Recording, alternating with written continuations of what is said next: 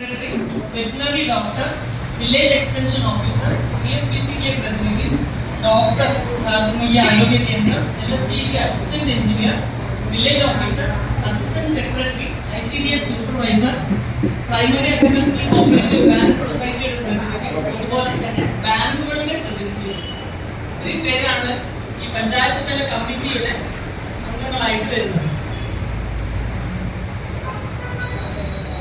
അതുപോലെ കാർഷിക വികസന സമിതി അംഗങ്ങൾ, CDS ചെയർപേഴ്സൺ, വിദ്യാഭ്യാസ സ്ഥാപനങ്ങളിൽ നിന്നുള്ള പ്രതിനിധികൾ, കാർഷിക കർമ്മസേന പ്രതിനിധി, MNREGS അക്രഡിറ്റഡ് എഞ്ചിനീയർ, അതുപോലെ സാമ്പത്തിക സ്ഥിതി സ്റ്റാറ്റിസ്റ്റിക്സ് വകുപ്പിലെ പ്രതിനിധി.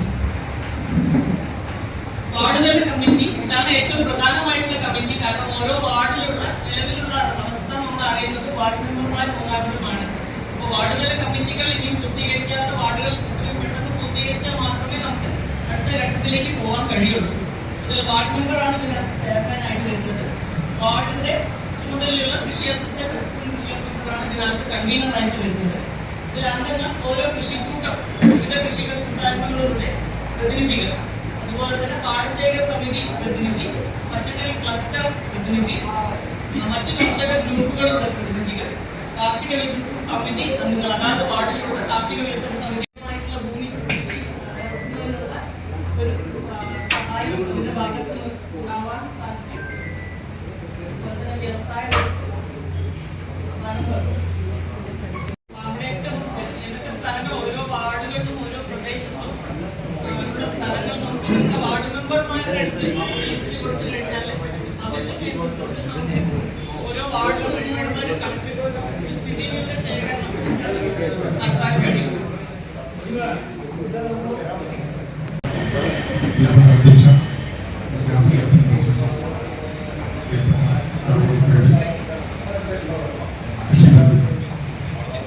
സമഗ്രമായ കാർഷിക ഉൽപ്പാദനവുമായി ബന്ധപ്പെട്ടുള്ള നല്ലൊരു ക്ലാസ്സിൽ നടക്കുന്നത്. കാർഷിക വിളവുകളുടെ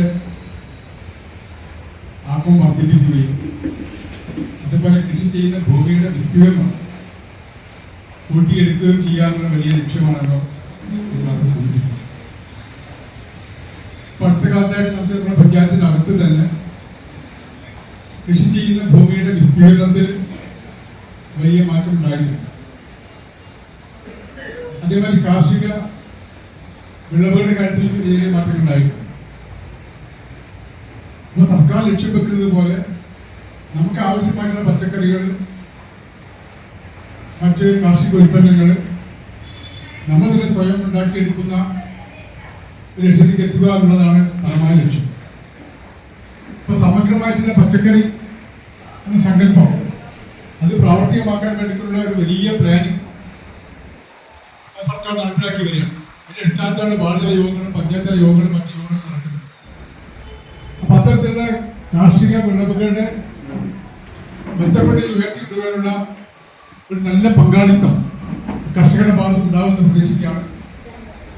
ആ കർഷകരുടെ അഭിപ്രായങ്ങളാണ് ഏറ്റവും കലക്കെടുക്കേണ്ടത്. നിസ്വാർത്ഥമായിട്ടും ആത്മാർത്ഥമായിട്ടും ഈ മേഖലയ്ക്ക് അകത്ത് പ്രവൃത്തി ചെയ്യുന്ന ആളുകൾ ധാരാളം നമ്മുടെ മുമ്പിലുണ്ട്. നമ്മൾ നാവുകൊണ്ട് മാത്രം കൃഷി ചെയ്യുന്ന പലരുണ്ടാവും. പക്ഷേ നമ്മുടെ കയ്യും കാലും ബുദ്ധിയും ഉപയോഗിച്ചുകൊണ്ട് തന്നെ കൃഷി ചെയ്യുന്ന നല്ല കർഷകർ ഈ സഭയ്ക്കകത്തുണ്ട്. അവരുടെയൊക്കെ അറിവും അവരുടെയൊക്കെ പങ്കാളിത്തവും നമ്മൾ ലക്ഷ്യം വെക്കുന്ന ഈ മേഖലക്കകത്ത് വലിയ പ്രാധാന്യപ്പെട്ടതാണ്. അവരൊക്കെ തന്നെ ആ രീതിയിൽ ചിന്തിക്കട്ടെ എന്ന് മാത്രം ആശംസിക്കുകയാണ്.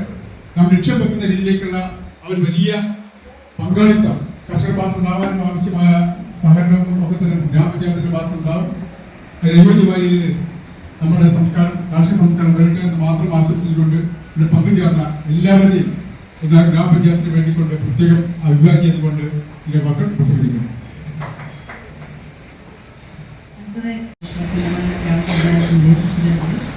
ആരോഗ്യ വിദ്യാഭ്യാസ കമ്മിറ്റി ചെയർമാൻ ചന്ദ്രൻ, സഹമംഗളമാണ്, പ്രിയപ്പെട്ട കർഷകരെ, സമഗ്ര പച്ചക്കറി വികസനത്തിന്റെ ഭാഗമായി നമ്മൾ ഇന്നിവിടെ കർഷക സഭ വിളിച്ചു ചേർത്തത്. ഇപ്പോൾ വിവിധ വകുപ്പുകൾ ഉപയോഗിച്ച് നമ്മുടെ സംസ്ഥാനം സ്വയം പര്യാപ്തത നേടുക എന്ന ലക്ഷ്യത്തോടു കൂടിയാണ്. അതിനിപ്പോൾ ഞങ്ങളെക്കാട്ടും കൂടുതലായിട്ട് കൃഷിയെ പറ്റി അറിയുന്നത് കർഷകർക്കാണ്. അപ്പോൾ അപ്പം നിങ്ങളുടെ ഭാഗത്തു നിന്നാണ് നല്ല നിർദ്ദേശങ്ങളൊക്കെ വരുന്നത്. ഈ കർഷക സമിതിക്ക് എല്ലാവിധ ആശംസകളും. അധ്യക്ഷ, പ്രിയപ്പെട്ട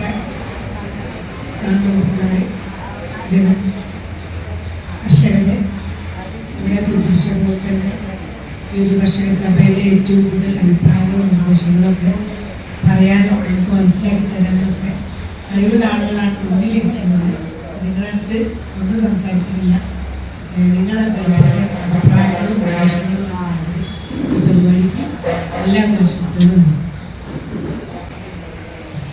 സംസാരിക്കുന്ന സുഹൃത്തുക്കൾ, ഈ പച്ചക്കറി ഉണ്ടാക്കണമെങ്കിൽ അതിൽ ചില ഘടകങ്ങളുണ്ട്. ഒന്ന്, ഈ എല്ലാ സ്ഥലത്തും കൊണ്ടുപോയി പച്ചക്കറി ഉണ്ടാക്കാൻ കഴിയില്ല.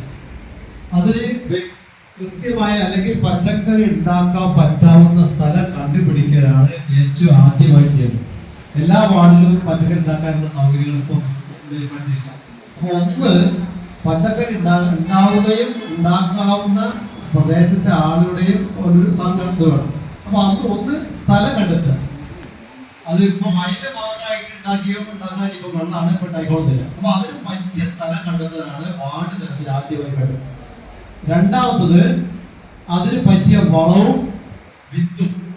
അതാണ് ഏറ്റവും പ്രധാനപ്പെട്ട. വളം എവിടുന്ന് ലഭിക്കും? ഇപ്പം ചാണകമില്ലാതെ ഇത് പോകില്ല.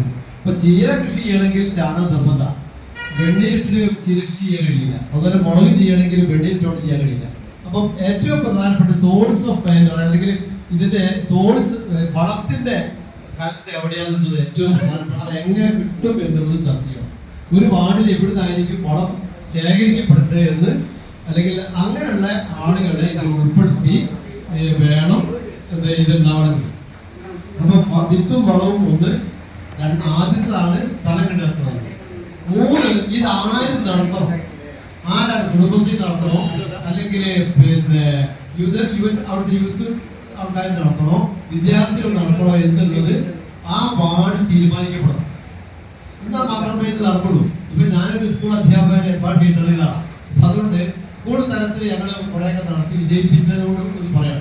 അപ്പൊ അതുകൊണ്ട് ഏത് സംഘടന, അത് കുടുംബശ്രീ ആണോ മറ്റേതാണോ, ഒരു വാർഡിൽ തന്നെ 2 or 3 സ്ഥലത്ത് നൽകാൻ നടത്തിയാൽ മതി. ഇനി ഉൽപ്പാദിപ്പിച്ച പച്ചക്കറികള് ഇപ്പൊ ധാരാളം ചീര ഉൽപ്പാദിപ്പിച്ചു, ധാരാളം വെണ്ട ഉണ്ടായി. ഇതൊന്നും അവർക്ക് മാത്രമല്ല, ആ ടീമിന് മാത്രം ഉപയോഗിക്കാൻ പറ്റുന്നതല്ല. അതിന് മാർക്കറ്റിങ്ങിനും കൃത്യമായിട്ടുള്ള ഒരു ഇതുണ്ടാക്കണം. ഒരു പ്രധാന വിഷയം നമ്മൾക്ക് മൃഗത്തിന്റെ ശല്യം കൊണ്ട് പന്നി, ഉള്ളപ്പന്നി, ഇത്തരം മൃഗങ്ങളുടെ ശല്യം കൊണ്ട് ചില സാധനങ്ങൾ നമ്മൾ നശിപ്പിക്കുന്നുണ്ട്. അത് ഒന്ന് സംവിധാനം ഇതുവരെ ഒരു സംവിധാനമില്ല. ഈ പോണ സാധനങ്ങൾ മുഴുവൻ കർഷകൻ ശ്രമിക്കാം. ഈ അവസ്ഥയാണ് ഇപ്പോൾ. ഇതിനൊരു മാറ്റം കൂടി കണ്ടെത്തണം. ഇത്തരം കർഷകരെ ഏത് വിധേന ഇതിൽ നിന്ന് രക്ഷപ്പെടുത്താൻ കഴിയുന്നു, എന്നാലേ വിജയിപ്പിക്കാൻ കഴിയുള്ളൂ.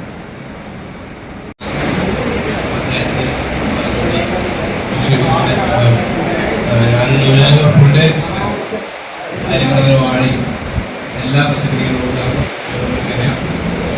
എല്ലാം ചെയ്യുന്നതാണ്. വാഴ 2015 ശേഷം ഒരു വാഴ കൃഷി എന്ന് കയറി അമ്മ പരാജയം. ആകെ 19 മാത്രമാണ് അതിൽ കുറച്ചെങ്കിലും രക്ഷപ്പെട്ടത്. വിലയായാലും ഷോപ്പില്ലാതെ രക്ഷപ്പെട്ടിട്ടാണ്.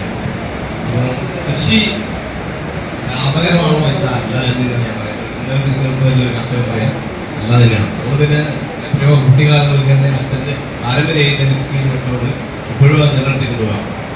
ഇപ്പോൾ ഈ വർഷം തന്നെ വാഴകളൊക്കെ ഉണ്ടാക്കിയിട്ട് 25 വേണ്ടാതെ കിടക്കുന്ന പ്രധാനമായിട്ടും നമ്മളെ കർഷകർ തന്നെ ഈ കൃഷിക്കാരെ ശത്രുക്കളാണ്. കാരണം വാഴകൾ പഴുക്കാതെ കൃഷികൾ ചൂട് കൂടിയായിരിക്കും.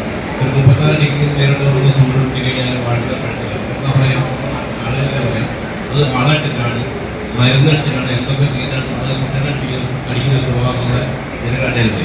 അപ്പോൾ അതൊക്കെ വലിയ പ്രയാസമാണ് കൃഷിക്കാർക്ക്. അപ്പോൾ കൃഷി വ്യക്തികളെ മുഴുവൻ ഞാൻ കുറേ പരിചാരായ കണ്ടതിന് ശരിക്കും കൃത്യമായ രൂപം കിട്ടുന്നില്ല. എന്നിരുന്നാലും ഞാൻ ഈ 11ാം വാർഡിലാണ്, പ്രതിയമ്പ്ര വാർഡുകളിലാണ് കൃഷിക്കാരാണ്. അതുകൊണ്ട് ഈ വളരെ സർക്കാരിൻ്റെ ഒരു പദ്ധതികൾ നൽകി എല്ലാവിധ സഹായങ്ങളും ഉണ്ടാവുമെന്ന് പറയും. പിന്നെ എനിക്ക് മുന്നിലിരിക്കുന്ന കർഷക കൂട്ടായ്മ യഥാർത്ഥത്തിൽ ഒരു രാജ്യത്തിൻ്റെ നട്ടെല്ല് എന്ന് പറയുന്നത് നിങ്ങളെപ്പോലുള്ള കർഷകരാണ്. അപ്പോൾ നമ്മുടെ രാജ്യത്തിലും മന്ത്രിമാരും MLA-മാർക്കും എല്ലാം കൊടുക്കുന്ന സ്ഥാനത്തിനേക്കാളും പ്രാധാന്യം കൊടുക്കേണ്ടത് നിങ്ങൾക്കാണ്, കർഷകർക്കാണ്.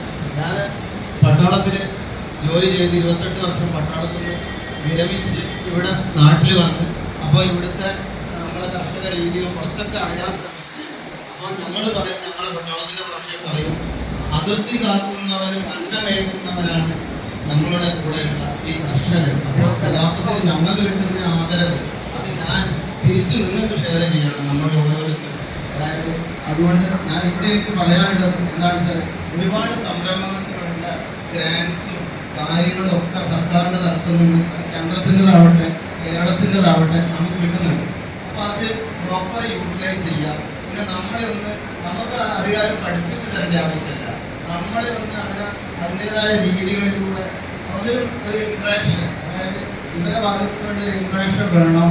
പിന്നെ നമുക്ക് കിട്ടേണ്ട കാര്യങ്ങൾ നമുക്ക് എത്തിച്ചേരാം. വിത്തും വളവും ഇവർ പറഞ്ഞ് അതെല്ലാം നമുക്ക് സമയത്തിന് എത്തിച്ചേരണം. ഈ കാലാവസ്ഥയുടെ ഇതനുസരിച്ച് നമുക്ക് ഇവർ പറഞ്ഞു തരിക.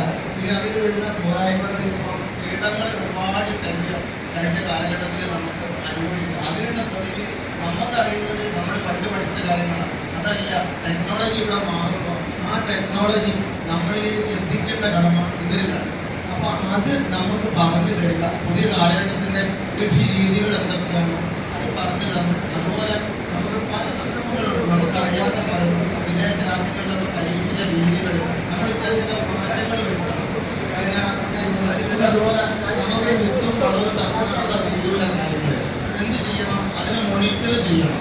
അതായത് അവർ വന്നിട്ട് എനിക്കിപ്പോൾ ചെടിച്ചെടികളൊക്കെ അതൊക്കെ വളർത്തി പൂവെല്ലാം ആയി കഴിയുമ്പോൾ ഇവിടെ നിന്നൊരു ടീം നമ്മളെ എടുത്ത് വരികയും കാണുകയും അഭിനന്ദിക്കുകയും ചെയ്യുമ്പോൾ നമുക്കൊരു സന്തോഷം ഉണ്ടാവുക. നമുക്ക് പൈസയല്ല പ്രാധാന്യം. അപ്പോൾ ഇതൊക്കെ നമ്മുടെ സൈഡിൽ നിന്ന് തുടങ്ങിയിട്ട് നമ്മളിത് വിചാരിച്ച പോലെ നമുക്ക് സ്വയം പര്യാപ്തതയിലേക്ക് എത്തണമെങ്കിൽ ഈ കൂട്ടായ്മ നമ്മളെ കൂട്ടായ്മ എല്ലാവരുടെയും സപ്പോർട്ട് ഉണ്ടെങ്കിൽ നമുക്ക് വേണ്ട പച്ചക്കറികൾ നമ്മളിപ്പോൾ തമിഴ്നാട്ടിൽ നിന്നും കർണാടകയിൽ നിന്നും അത്രയും വിഷം കലർത്തിയ സാധനങ്ങളാണ് നമ്മളെ കുഞ്ഞുങ്ങൾ കഴിക്കുന്നത്.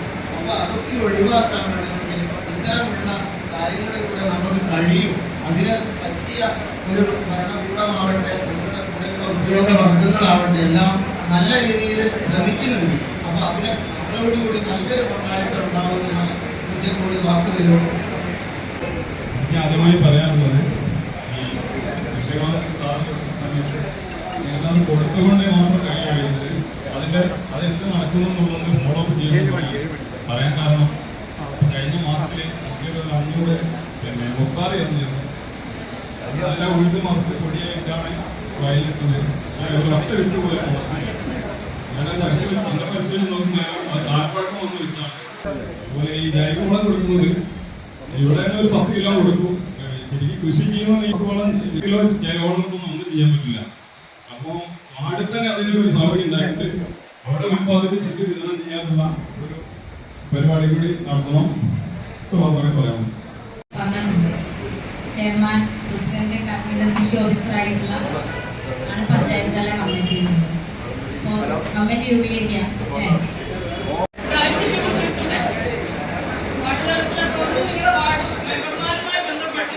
കമ്മിറ്റികൾ പെട്ടെന്ന് രൂപീകരിക്കാം.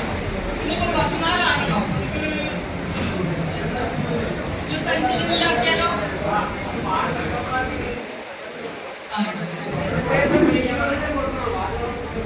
നമ്മള് നേരിട്ട് ബന്ധപ്പെട്ടിട്ടുണ്ട്. ഡേറ്റ് എല്ലാവർക്കും കിട്ടാത്തതുകൊണ്ടുള്ള പ്രശ്നമാണ്. നമുക്ക് എന്തായാലും 25-നുള്ളിൽ കേൾക്കുന്ന രീതിയിലാക്കാം. എന്നിട്ട് നമുക്ക് അടുത്തൊരു പഞ്ചായത്ത് തല പ്ലാൻ, അതിന് മുമ്പ് എന്തായാലും എല്ലാവരും പങ്കെടുക്കണം. പഞ്ചായത്ത് തലത്തിലുള്ള ഒരു പ്ലാൻ ഈ മാസം കൂടി തന്നെ നമുക്ക് തയ്യാറാക്കാം. അടിസ്ഥാന സൗകര്യങ്ങൾ, കാർഷിക സമിതിക്കുള്ള അടിസ്ഥാന സൗകര്യങ്ങൾക്കുള്ള കൃഷി, അതുപോലെ ഒരു വിള കൃഷി ചെയ്യുന്ന ഭൂമിയിലെ 2 വിള ഇരുപ്പും കൃഷി ആക്കുന്നത്, അതുപോലെ തന്നെ ഉത്പാദന ബോണസ്, ഇതൊക്കെ എല്ലാ വർഷങ്ങളായി നടന്നു വരുന്ന പദ്ധതികളാണ്. അതുപോലെ തന്നെ പച്ചക്കറി വികസനം നമ്മൾ ഒരുപാട് പറഞ്ഞു. അപ്പൊ അതിന്റെ ഭാഗമായിട്ട് തന്നെ വീട്ടുവളപ്പിലുള്ള പച്ചക്കറി വിത്ത്, തൈകൾ, ക്ലസ്റ്റർ അടിസ്ഥാനത്തിൽ, അതുപോലെ പരമ്പരാഗത വിത്തിനങ്ങൾ സംരക്ഷിക്കുന്ന കർഷകർക്കുള്ള പദ്ധതികൾ, അതുപോലെ പോഷകത്തോട്ടം സ്ഥാപിക്കുന്നതിനുള്ള പദ്ധതി, സ്ഥാപനങ്ങളിൽ കൃഷിത്തോട്ടങ്ങൾ, മഴമറ, പരിശുഭൂമിയിലുള്ള പച്ചക്കറി കൃഷി, അതുപോലെ സൂക്ഷ്മ ജലസേചനം, ഡ്രിപ്പ് ഇറിഗേഷൻ തുടങ്ങിയ സൂക്ഷ്മ ജലസേചനം, അതുപോലെ വിപണി സംവിധാനം ശക്തിപ്പെടുത്തുന്നതിന് വേണ്ടിയുള്ള പദ്ധതികൾ നിലവിൽ ലഭ്യമാണ്. അതുപോലെ പയറ്, കിഴങ്ങുവർഗ്ഗങ്ങൾക്കുള്ള കൃഷി ചെയ്യുന്നതിനുള്ള ആനുകൂല്യങ്ങൾ നിലവിലുള്ള പദ്ധതികളാണ്. അതുപോലെ കുരുമുളക് കൃഷി, കുരുമുളക് പുനരുജ്ജീവനം, ഇഞ്ചി മഞ്ഞൾ കൃഷിക്കൊക്കെ ഉള്ള അപേക്ഷകൾ ഇപ്പോൾ നിലവിൽ കൃഷിഭവനിൽ നമ്മൾ സ്വീകരിക്കുന്നുണ്ട്. അപ്പം കുറഞ്ഞത് 10 സെന്റ് സ്ഥലത്ത് ഇഞ്ചി മഞ്ഞൾ കൃഷി ചെയ്യുന്ന കർഷകർ കൃഷിഭവനിൽ രജിസ്റ്റർ ചെയ്യും.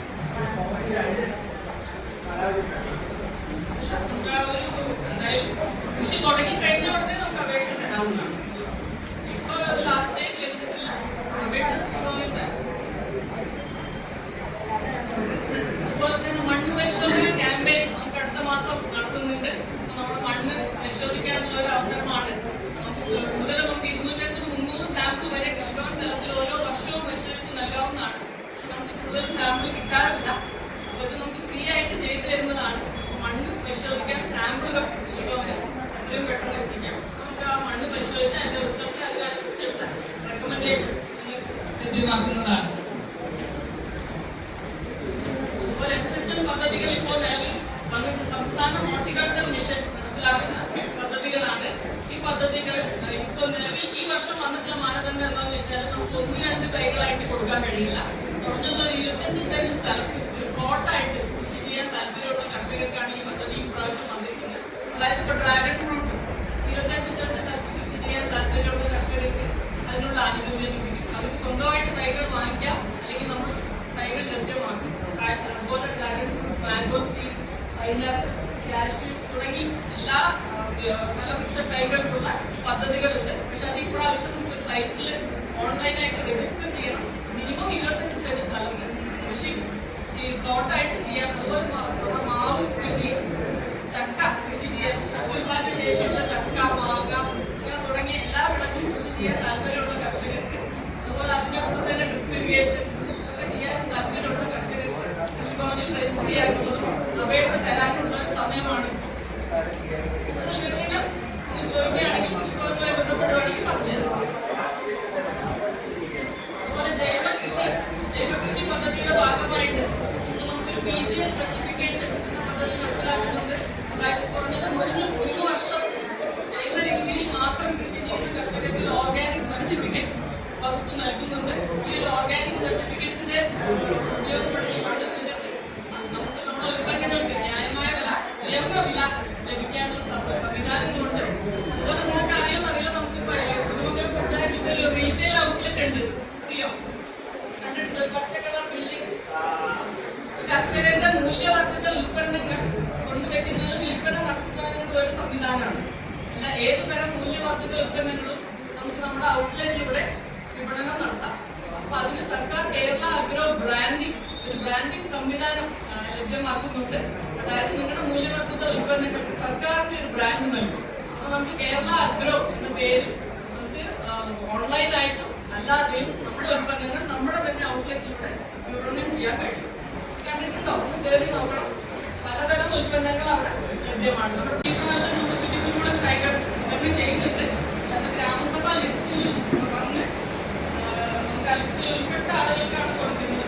കുറ്റിക്കുരുമുളക്, അതുപോലെ ടിഷ്യൂ കൾച്ചർ, വാഴ, പിന്നെ ഇടവിള കൃഷി, മൺചട്ടിയിൽ പച്ചക്കറി കൃഷി, തെങ്ങ് കൃഷിക്ക് ജൈവവളം, വാഴയ്ക്ക് രാസവളം, ജൈവവളം തുടങ്ങിയ പദ്ധതികളൊക്കെ, പച്ചക്കറി കൃഷിക്കുള്ള ആനുകൂല്യങ്ങൾ, നെൽകൃഷിക്കുള്ള പദ്ധതി തുടങ്ങിയ പദ്ധതികളെല്ലാം ഈ വർഷം തന്നെ നമ്മൾ നടപ്പിലാക്കുന്നുണ്ട്.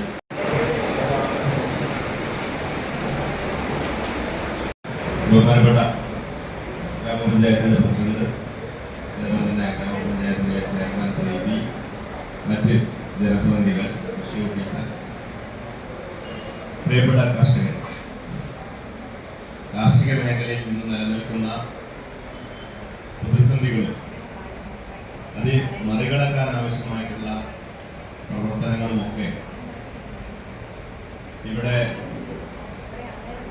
പറയാതെ പറഞ്ഞിട്ടുണ്ടാവും എന്നാണ് ഞാൻ മനസ്സിലാക്കുന്നത്. മുഴുവൻ ഞാൻ കേട്ടിട്ടില്ല. നിലവിൽ വലിയ പ്രതിസന്ധി നേരിടുന്ന ഒരു മേഖലയാണ് കാർഷിക മേഖല.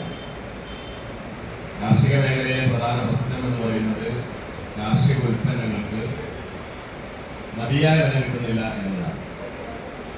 അതിൽ ഒരുപാട് പ്രശ്നങ്ങളുണ്ട്. അതിൻ്റെ മറ്റ് പല വശങ്ങളിലേക്കും കിടക്കണമെന്ന് ഉദ്ദേശിക്കുന്നു. നമ്മുടെ നാട്ടിൽ യഥേഷ്ടം ഉൽപ്പാദിപ്പിക്കപ്പെടുന്ന ഉൽപ്പന്നങ്ങൾ ഒരു നിയന്ത്രണവുമില്ലാതെ നമ്മുടെ രാജ്യത്തേക്ക് ഇറക്കുമതി ചെയ്യുമ്പോണ്ടാവുന്ന പ്രതിസന്ധിയാണ് യഥാർത്ഥത്തിൽ ഇന്ന് നമ്മൾ നേരിടുന്ന അവസ്ഥ. ഞാനൊരു ഒറ്റ ഉദാഹരണം പറയാം. ടയർ ഉണ്ടാക്കുന്നത് റബ്ബർ ഉപയോഗിച്ചുകൊണ്ടാണ്. നാളികേരത്തിന്റെ വില വളരെ താഴോട്ട് പോയ സന്ദർഭത്തിലും കേരളത്തിലെ റബ്ബർ കർഷകർക്ക് റബ്ബറിന് മോശമല്ലാത്ത വില കിട്ടിയിരുന്നു. ഇപ്പോ റബ്ബറിന് 25 രൂപയെങ്കിലും താങ്ങുവില നിശ്ചയിക്കണം എന്നാണ് റബ്ബർ കർഷകരുടെ ആവശ്യം. 280 രൂപയെങ്കിലും താങ്ങുവില നിശ്ചയിക്കണം. ഇപ്പം താങ്ങുവില എന്ന് പറയുന്നത് 180ആണ്. അപ്പൊ യഥാർത്ഥത്തിൽ റബ്ബർ എന്തുകൊണ്ടാണ് റബ്ബറിന് വില കിട്ടുന്നത്? ഇന്ത്യ രാജ്യത്ത് റബ്ബർ ഏറ്റവും കൂടുതൽ ഉത്പാദിപ്പിക്കുന്ന സംസ്ഥാനം കേരളമാണ്. ഞാൻ നേരത്തെ സൂചിപ്പിച്ചതുപോലെ റബ്ബർ ഉപയോഗിച്ചുണ്ടാക്കുന്ന ഏറ്റവും പ്രധാനപ്പെട്ട ഉൽപ്പന്നം എന്ന് പറയുന്നത് വാഹനത്തിന്റെ ടയറാണ്. നമ്മളിവിടെ ഇരിക്കുന്ന ആളുകൾക്ക്, മഹാഭൂരിപക്ഷം ആളുകൾക്ക് വാഹനമുണ്ട്. നമ്മളെല്ലാം ടയർ വാങ്ങാറുണ്ട്. അപ്പോ കഴിഞ്ഞ മാസം നമ്മൾ വാങ്ങിയ ഒരു ടയർ ഇത്തവണ പോയി ഈ മാസം പോയോ അല്ല അടുത്ത മാസം നമ്മൾ പോയാൽ അന്നത്തേനേക്കാൾ 100 രൂപയെങ്കിലും കൂടിയിട്ടേ ഉണ്ടാവും. കുറയുന്ന ഒരു ചരിത്രം ഇന്ന് വരെ ഉണ്ടായിട്ടില്ല. അപ്പൊ വില കുറയുന്ന സാഹചര്യം നിലവിലില്ല. പിന്നെ എന്താണ്? ഡിമാൻഡാണ്. ഡിമാൻഡ് കുറയുന്നില്ല. കാരണം അത്രയധികം വാഹനങ്ങൾ ഒരു ദിവസം നമ്മുടെ റോഡിൽ പുതുതായി രജിസ്ട്രേഷൻ കഴിഞ്ഞ് ഇറങ്ങുന്നുണ്ട്. സർക്കാരിന്റെ ഔദ്യോഗിക കണക്കനുസരിച്ച് 1200-ലധികം വാഹനങ്ങളാണ് കേരളത്തിൽ ഒരു ദിവസം രജിസ്ട്രേഷൻ പ്രവർത്തനങ്ങളെല്ലാം പൂർത്തീകരിച്ച് റോഡിലേക്ക് പുതുതായി ഇറങ്ങുന്നത് ഒരു ദിവസം. അപ്പോൾ ഡിമാൻഡ് കുറയുന്നില്ല, വിലയും കുറയുന്നില്ല ടയറിന്റെ. പക്ഷെ ടയർ ഉണ്ടാക്കാൻ ഉപയോഗിക്കുന്ന റബ്ബറിന് വില കിട്ടുന്നില്ല. ഇതൊരു വിരോധാഭാസമാണ് യഥാർത്ഥത്തിൽ. ഇപ്പൊ ഞാൻ നേരത്തെ പറഞ്ഞ പോലെ ഒരു 25-30 വർഷക്കാലം മുമ്പ് നാളികേരത്തിന് 6 രൂപ 7 രൂപ വരെ കിട്ടിയിരുന്നു. നമുക്കൊക്കെ അറിയാം. നമ്മൾ 50 വയസ്സിന്റെ 45 വയസ്സിന്റെ മേലുള്ള ആളുകൾക്ക് ആ കാര്യങ്ങളല്ലാതെ 30 വർഷം മുമ്പ് 7 രൂപയ്ക്ക് വാങ്ങിയ ഒരു സാധനം ഇപ്പോൾ നമ്മൾ മാർക്കറ്റിൽ നിന്ന് വാങ്ങണമെങ്കിൽ 50 രൂപയ്ക്ക് കൊടുക്കേണ്ടി വരും. ഇപ്പൊ നാളികേരത്തിന്റെ വില എവിടെ ആയിരിക്കണം എന്ന് നമുക്ക് ഊഹിച്ചാൽ മനസ്സിലാവും. ഇപ്പൊ നാളികേരത്തിന്റെ വില നിങ്ങൾ നോക്കണ്ട, 72 രൂപ കിലോക്ക് ഉണ്ട്. കാരണം എന്താ വെച്ചാൽ ഉൽപാദനം വളരെ പിന്നോട്ട് പോയതിന്റെ ഭാഗമായിട്ടാണ് ഇപ്പോഴുള്ള വില. ഉൽപാദനം വർദ്ധിച്ചാൽ സാധാരണഗതിയിൽ അതൊരു 25-ലേക്ക് 22-ലേക്കും 23-ലേക്കും ഒക്കെ വളരെ പെട്ടെന്ന് തന്നെ താഴോട്ട് വരും. അപ്പൊ യഥാർത്ഥ പ്രശ്നം, കർഷകർ നേരിടുന്ന പ്രശ്നം എന്ന് പറയുന്നത് ഉൽപ്പന്നങ്ങൾക്കുള്ള വേണ്ടത്ര വില കിട്ടുന്നില്ല എന്നുള്ളത്. ഇപ്പൊ ഇത്തരം ഒരു സാഹചര്യത്തിൽ നമ്മൾ പരമ്പരാഗതമായി ചെയ്തു വരുന്ന കൃഷി തന്നെ നിൽക്കുക എന്നത് നമുക്ക് മാറി ചിന്തിക്കേണ്ടി വരും. പരമ്പരാഗതമായ നമ്മൾ കൃഷി എന്ന് പറയുന്നത്, കേരളത്തിലെ പ്രധാനപ്പെട്ട കൃഷി എന്ന് പറയുന്നത് നാളികേര കൃഷിയാണ്, തെങ്ങ് കൃഷിയാണ്. ഒരു തെങ്ങ് മുറിച്ചു മാറ്റുക എന്നൊക്കെ പറയുന്നത് പ്രായമുള്ള ആളുകളെ സംബന്ധിച്ചിടത്തോളം വലിയ പ്രയാസം ഉണ്ടാക്കുന്നതാണ്, മാനസിക പ്രയാസം ഉണ്ടാക്കുന്ന കാര്യം. കാരണം അതൊരു പരമ്പരാഗതമായി നമ്മൾ ചെയ്തു വന്ന കൃഷി എന്ന നിലയ്ക്ക് നമുക്ക് അതിനോട് വളരെ വലിയ വൈകാരികമായ ബന്ധമുണ്ട്. പക്ഷെ ഇനി നാളികേരത്തിന് വില കിട്ടും എന്ന് പ്രതീക്ഷിച്ച് നമ്മൾ നിന്നോട്ട് കാര്യമില്ല എന്നാണ് ഞാൻ സൂചിപ്പിച്ചു വന്നത്. അപ്പോ ഇവിടെ ഇപ്പോ കൃഷി ഓഫീസർ ഒരുപാട് പദ്ധതികളെ സംബന്ധിച്ച് സൂചിപ്പിച്ചിട്ടുണ്ട്. നിലവിലുള്ള ഉൽപ്പന്നങ്ങൾ ഉപയോഗിച്ചുകൊണ്ട് മൂല്യവർദ്ധിത ഉൽപ്പന്നങ്ങളാക്കി മാറ്റി വരുമാനം വർദ്ധിപ്പിക്കാൻ ആവശ്യമായിട്ടുള്ള പ്രവർത്തനം നമുക്ക് ഏറ്റെടുത്ത് നടത്തി പോയെങ്കിൽ മാത്രമേ ഒരു പരിധി വരെ നിലവിലുള്ള പ്രതിസന്ധി പരിഹരിച്ചു പോകാൻ വേണ്ടി കഴിയും. ഒന്നാമത്. രണ്ടാമത്, നിലവിലുള്ള ഉൽപ്പന്നങ്ങൾ ഇടനിലക്കാരില്ലാതെ നേരിട്ട് വിപണനം നടത്താനുള്ള സന്ദർഭം ഉണ്ടാക്കിയാൽ കർഷകർക്ക് ഇപ്പൊ കിട്ടുന്നതിനേക്കാൾ കുറെ കൂടി മെച്ചപ്പെട്ട വരുമാനം ഉണ്ടാവും. നമുക്കറിയാം, പല ഉൽപ്പന്നങ്ങളും നമ്മൾ കച്ചവട സ്ഥാപനങ്ങളിൽ കൊടുത്ത് കച്ചവടക്കാർ മുഖാന്തരമാണ് അതിന്റെ ഉപഭോക്താവിന്റെ കയ്യിലെത്തുന്നത്. അതേസമയം കർഷകർ തന്നെ നേരിട്ട് കൊടുക്കുകയാണ്. അങ്ങനെ പ്രധാനമായും നമ്മൾ നിലവിൽ ചെയ്തുകൊണ്ടിരുന്ന കൃഷി, പരമ്പരാഗതമായി നമ്മൾ ചെയ്തു വരുന്ന കൃഷിയിൽ നിന്ന് മാറി കൂടുതൽ വരുമാനം ഉണ്ടാകാൻ സാധ്യതയുള്ള, നമ്മുടെ മണ്ണിന് പറ്റിയ, നമ്മുടെ പരിസ്ഥിതിക്ക് പറ്റിയിട്ടുള്ള പുതിയ കൃഷി രീതിയിലേക്ക് നമുക്ക് മാറിയെങ്കിൽ മാത്രമേ ഇനി നമുക്ക് നിലനിൽക്കാൻ കഴിയൂ. അപ്പൊ അത്തരത്തിലുള്ള ഒരുപാട് പദ്ധതികൾ നമ്മളിപ്പോ സർക്കാർ കൃഷി ഡിപ്പാർട്ട്മെന്റ് മുഖാന്തരം നടപ്പാക്കുന്നുണ്ട്. ഇതിനിടയ്ക്ക് 25 സെന്റ് സ്ഥലമുള്ള ആളുകൾക്ക് ഡ്രാഗൺ ഫ്രൂട്ട് കൃഷി ചെയ്യുന്നതിന് വേണ്ടി നമ്മൾ നേരത്തെ ഒരു പദ്ധതി തയ്യാറാക്കി വിതരണം നടത്തിയിരുന്നു. ഈ ഡ്രാഗൺ ഫ്രൂട്ട് എന്ന് പറഞ്ഞ പഴം ഇപ്പോ നമ്മുടെ മാർക്കറ്റിൽ കിട്ടുന്നത് വിദേശ രാജ്യങ്ങളിൽ നിന്നോ അല്ലെങ്കിൽ മറ്റ് സംസ്ഥാനങ്ങളിൽ നിന്നോ വരുന്ന പഴമാണ്. ഇവിടുന്ന് വരുന്ന ഉൽപ്പന്നമല്ല കാര്യം. പക്ഷെ അതിനെ സംബന്ധിച്ചുള്ള ഒരു വിദഗ്ധ പഠനത്തിൽ മനസ്സിലാക്കാൻ വേണ്ടി കഴിയുന്നത് നമ്മുടെ നാട്ടിൽ ഉൽപ്പാദിപ്പിക്കുന്ന ഡ്രാഗൺ ഫ്രൂട്ടാണ് ഇറക്കുമതി ചെയ്ത് ഇപ്പൊ നമ്മുടെ മാർക്കറ്റിൽ കിട്ടുന്നതിനേക്കാൾ ഗുണമേന്മയുള്ളത്, മധുരമുള്ളത് ഒക്കെ. അപ്പൊ നമ്മളെ ഭൂമിക്ക് പറ്റുന്ന കൃഷിയാണോ, നമ്മളെ പരിസ്ഥിതിക്ക് കിട്ടുന്ന കൃഷിയാണോ എന്ന് പരിശോധിച്ച് അത്തരം കൃഷിയിലേക്ക് മാറുക എന്നത് നമുക്ക് ആലോചിക്കേണ്ടതായിട്ടുണ്ട്. വളരെ അടിയന്തരമായി നമുക്ക് ആലോചിക്കേണ്ടത്. നാടാകെ മാറിയിട്ടുണ്ട്. ആധുനിക സാങ്കേതിക വിദ്യ ഏറ്റവും മെച്ചപ്പെട്ട ഒരു സാഹചര്യത്തിലാണ് നമ്മളുള്ളത്. ഇപ്പൊ സാധാരണഗതിയിൽ നമുക്ക് കൂടുതൽ ഉൽപാദനം ഉണ്ടാവാൻ സാധ്യതയുള്ള ആധുനിക സാങ്കേതിക വിദ്യ എല്ലാം ഉപയോഗിച്ചുകൊണ്ട് ബ്രീഡ് ചെയ്തിട്ടുള്ള തൈകൾ ഉപയോഗിച്ച് കൂടുതൽ ഉൽപാദനം ഉണ്ടാവുന്ന കൃഷി രീതിയിലേക്ക് നമുക്ക് മാറേണ്ടതുണ്ട്. അപ്പോ നമുക്ക് നേരത്തെ ഉണ്ടായിരുന്ന ഒരുപാട് കൃഷി ആ രീതിയിലേക്ക് മാറിയിട്ടുണ്ട്. ഇപ്പോ റംബൂട്ടാൻ തന്നെ നേരത്തെ നമ്മുടെ മാർക്കറ്റിൽ കിട്ടിയിരുന്ന റംബൂട്ടാനേക്കാൾ ക്വാളിറ്റി ഉള്ളതും മധുരമുള്ളതുമായിട്ടുള്ള റംബൂട്ടാൻ ഇപ്പൊ മാർക്കറ്റിൽ കിട്ടാൻ തുടങ്ങി. കാരണം ഓരോ സന്ദർഭത്തിലും അത് കൂടുതൽ നവീകരിച്ച് ബ്രീഡ് ചെയ്തിട്ടുള്ള ഏറ്റവും ആധുനിക സാങ്കേതിക വിദ്യയൊക്കെ ഉപയോഗിച്ചുകൊണ്ടുള്ള തൈകളുടെ നിർമ്മാണം അതിന് സഹായകരമായിട്ടുണ്ട് എന്നതാണ്. ആ രീതിയിൽ നമുക്ക് പുതിയ കൃഷി രീതിയിലേക്ക് മാറുന്നതിനെ സംബന്ധിച്ച് ആലോചിക്കണം. ആ രീതിയിലുള്ള ഒരുപാട് പദ്ധതികൾ നമ്മുടെ പഞ്ചായത്തിനെ സംബന്ധിച്ചിടത്തോളം, നമ്മുടെ കൃഷി ഡിപ്പാർട്ട്മെന്റിനെ സംബന്ധിച്ചിടത്തോളം ഇപ്പൊ നടപ്പാക്കി കഴിയും. മറ്റൊരു പ്രധാനപ്പെട്ട കാര്യം, കാർഷിക മേഖലയിൽ നിലനിൽക്കുന്ന ആളുകൾക്ക് ലഭ്യമായിക്കൊണ്ടിരിക്കുന്ന ആനുകൂല്യങ്ങൾ എന്തെല്ലാമാണ് എന്ന് അവർക്ക് പൂർണ്ണമായി ബോധ്യപ്പെടുത്തുകയും അത് വാങ്ങിയെടുക്കാൻ ആവശ്യമായിട്ടുള്ള പ്രവർത്തനങ്ങളിൽ നമുക്ക് ഇടപെട്ട് പോകാൻ വേണ്ടി കഴിയും. ഇപ്പോ തരിശു ഭൂമി എന്താണെന്ന് നമുക്കറിയാം. 3 വർഷക്കാലം സ്ഥിരമായി കൃഷി ചെയ്യാത്ത ഭൂമിയെല്ലാം തരിശു ഭൂമിയാണ്. തരിശു ഭൂമിയിൽ നെൽകൃഷി ചെയ്യുന്ന കർഷകന് 40,000 രൂപ ഒരു ഹെക്ടറിന് സബ്സിഡി കിട്ടും. അപ്പൊ നമ്മുടെ പഞ്ചായത്തിൽ ഈ കഴിഞ്ഞ തവണ 25 ഏക്കർ സ്ഥലത്ത് നെൽകൃഷി നടത്തി, തരിശു ഭൂമി. അപ്പൊ 40,000 രൂപ 2.5 ഏക്കർ സ്ഥലത്ത്, 2.5 ഏക്കറാണല്ലോ ഒരു ഹെക്ടർ എന്ന് പറയുമ്പോൾ 2 ഏക്കറും 40 ചില്ലറ സെന്റ് വരും. ഈ 1 ഹെക്ടർ ഭൂമിയിൽ, തരിശു ഭൂമിയിൽ നെൽകൃഷി ചെയ്യുന്ന കർഷകർക്ക് 40,000 രൂപ സബ്സിഡി കിട്ടും. 40,000 രൂപ സബ്സിഡി കിട്ടുക എന്ന് പറയുമ്പോൾ 5,000 രൂപ ഭൂമിയുടെ ഉടമയ്ക്കും 35,000 രൂപ കൃഷി ചെയ്യുന്ന കർഷകർക്ക് കിട്ടും. കൃഷിയിൽ നിന്ന് കിട്ടുന്ന വരുമാനം വേറെ കിട്ടും. അപ്പൊ ഇത് ഇങ്ങനെ കൃഷി ചെയ്യുന്ന ആളുകൾക്ക് കിട്ടുന്ന വലിയൊരു ആനുകൂല്യമാണ്. അത് കൃത്യമായി വാങ്ങിയെടുക്കാൻ ആവശ്യമായിട്ടുള്ള ഉപദേശങ്ങളും നിർദ്ദേശങ്ങളും അറിവുകളും കർഷകർക്ക് പകർന്നു കൊടുക്കുക എന്നുള്ളതാണ്. 10 കോടി രൂപ കുന്നമംഗലം ഗ്രാമപഞ്ചായത്തിന് സർക്കാർ ഒരു വർഷം അനുവദിച്ചാൽ അതിൽ 3 കോടി രൂപ ഉത്പാദന മേഖലയിൽ, അതിൽ പ്രധാനമായും കാർഷിക മേഖലയിൽ നമ്മൾ ചെലവഴിക്കുന്നുണ്ട്. 60 രൂപയ്ക്ക് ഇപ്പൊ മാർക്കറ്റിൽ നമുക്ക് പാൽ ഇങ്ങോട്ട് വാങ്ങാൻ കിട്ടും. കർഷകർക്ക് 42 രൂപ കിട്ടുന്നുണ്ട്. പാൽ അളന്നാൽ സൊസൈറ്റിയിൽ പാൽ കൊടുക്കുന്ന ആളുകൾക്ക് 42 രൂപ. പാലിന്റെ ഗുണമേന്മ വളരെ കുറഞ്ഞതാണെങ്കിലും, വെള്ളം ഒഴിച്ചതുകൊണ്ടല്ല, പാലിന്റെ പല വ്യത്യാസമുണ്ടല്ലോ. അപ്പൊ അതിന്റെ ഗുണമേന്മ കുറഞ്ഞ പാലിന് പോലും 42 രൂപ ഇപ്പൊ കിട്ടും. അതിന്റെ കൂടെ നമ്മുടെ ഗ്രാമപഞ്ചായത്തുകൾ വെക്കുന്ന സബ്സിഡി ഇനത്തിൽ കിട്ടുന്ന പാലിന്റെ സബ്സിഡി എന്ന സാമ്പത്തിക സഹായം കിട്ടും. പഞ്ചായത്ത് തന്നെ വെക്കുന്ന കറവ പശു വിതരണം, പോത്തുകുട്ടി വിതരണം, അതേപോലെ തന്നെ കന്നുകുട്ടികളെ പരിപാലിക്കുന്നതിന് ആവശ്യമായിട്ടുള്ള സാമ്പത്തിക സഹായം, കന്നുകുട്ടികൾക്ക് മിശ്രിതം, കാലിത്തീറ്റ, കാലിത്തൊഴുത്തിൽ പിന്നെ ഷീറ്റിടാൻ സാമ്പത്തിക സഹായം, ഇങ്ങനെ ഒരുപാട് ആനുകൂല്യങ്ങൾ ഓരോ മേഖലയിൽ പരിശോധിച്ചാലും ലഭ്യമാവുന്നുണ്ട്. അതെല്ലാം ആളുകൾ നന്നായി ഉപയോഗപ്പെടുത്താൻ വേണ്ടി കഴിഞ്ഞാൽ ഓരോ മേഖലയും നമുക്ക് നിലവിലുള്ള പ്രതിസന്ധി മറികടന്ന് കുറെയൊക്കെ പിടിച്ചു നിൽക്കാൻ വേണ്ടി കഴിയുന്ന സാഹചര്യം. ആ രീതിയിൽ ഒരുപാട് പദ്ധതികൾ ഗവൺമെന്റ് നടപ്പാക്കുന്നത്, ഒരുപാട് പദ്ധതികൾ നമുക്ക് ഓരോ പഞ്ചായത്ത് തല കാർഷിക വികസന സമിതി യോഗങ്ങൾ നടക്കുമ്പോൾ കൃഷി ഡിപ്പാർട്ട്മെന്റ് മുഖാന്തരം നടപ്പാക്കുന്ന പദ്ധതികളെ സംബന്ധിച്ച് കൃഷി ഡിപ്പാർട്ട്മെന്റിലെ പ്രത്യേകിച്ച് കൃഷി ഓഫീസർ വിശദീകരിക്കുമ്പോൾ ഇത്രയൊക്കെ പദ്ധതികൾ ഇപ്പോ നിലവിൽ നമുക്ക് ഉണ്ട് എന്ന് നമുക്ക് ബോധ്യം വരുന്ന സാഹചര്യം ഉണ്ടാകുന്നു. അപ്പൊ ഒരുപാട് പദ്ധതികളുണ്ട്. അതെല്ലാം നമ്മുടെ നാട്ടിലെ കാർഷിക മേഖലയിൽ വലിയ ഉണർവുണ്ടാക്കിയിട്ടുള്ള അവസ്ഥകളുണ്ട്. പഴയകാലത്ത് വ്യത്യസ്തമായി കാർഷിക മേഖലയിലേക്ക് പുതിയ തലമുറ ആകർഷിക്കുന്ന സാഹചര്യം.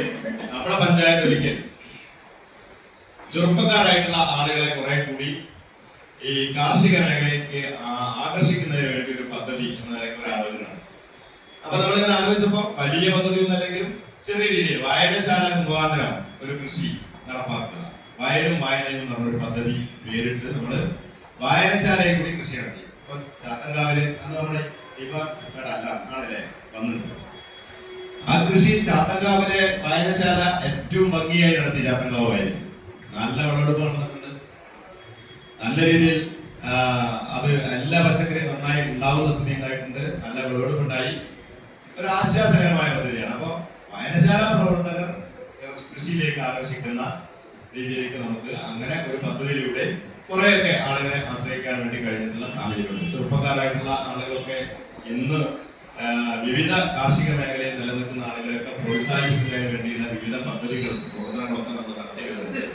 അതായത് നിലവിലുള്ള കാർഷിക മേഖലയിലുള്ള ആനുകൂല്യങ്ങളെല്ലാം വളരെ കൃത്യമായി വാങ്ങിയെടുത്തുകൊണ്ടും പരമ്പരാഗത കൃഷിയിൽ നിന്ന് കുറെ കൂടി മാറി ചിന്തിച്ച് കൂടുതൽ വരുമാനമുള്ളതും കൂടുതൽ ഉത്പാദനക്ഷമതയുള്ളതുമായിട്ടുള്ള തൈകളും ഒക്കെ ഉപയോഗിച്ചുകൊണ്ടുള്ള കൃഷി രീതിയിലേക്ക് നമുക്ക് മാറാൻ വേണ്ടി കഴിഞ്ഞാൽ വലിയ ആശ്വാസം നമുക്ക് ഉണ്ടാവും എന്ന കാര്യത്തിൽ യാതൊരു തർക്കവുമില്ല. പ്രത്യേകിച്ച് കേരളത്തെ സംബന്ധിച്ചിടത്തോളം നമ്മുടെ കൂലി ചെലവ് വളരെ കൂടുതലാണ്. ഇപ്പൊ കോവിഡ് കാലത്തെ കണക്കനുസരിച്ച്, ഔദ്യോഗിക കണക്കനുസരിച്ച് 50 ലക്ഷം ഇതര സംസ്ഥാന തൊഴിലാളികളാണ് കേരളത്തിലുള്ളത്.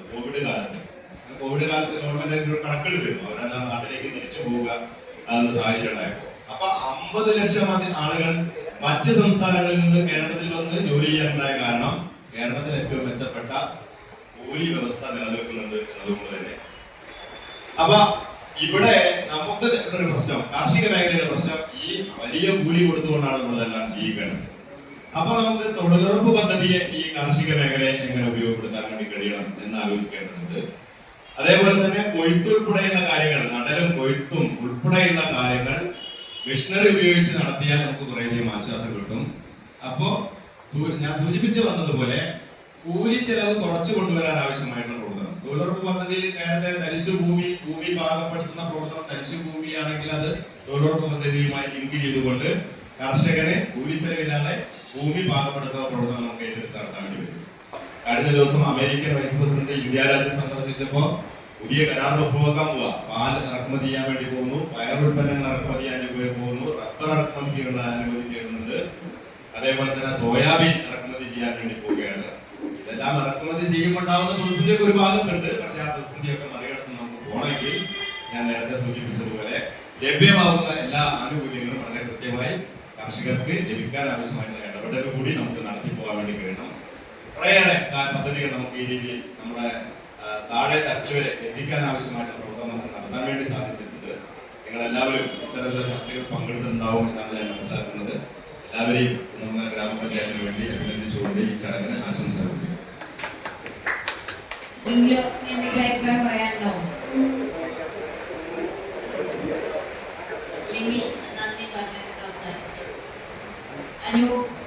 നമ്മുടെ യോഗം അവസാനിപ്പിക്കുകയാണ്.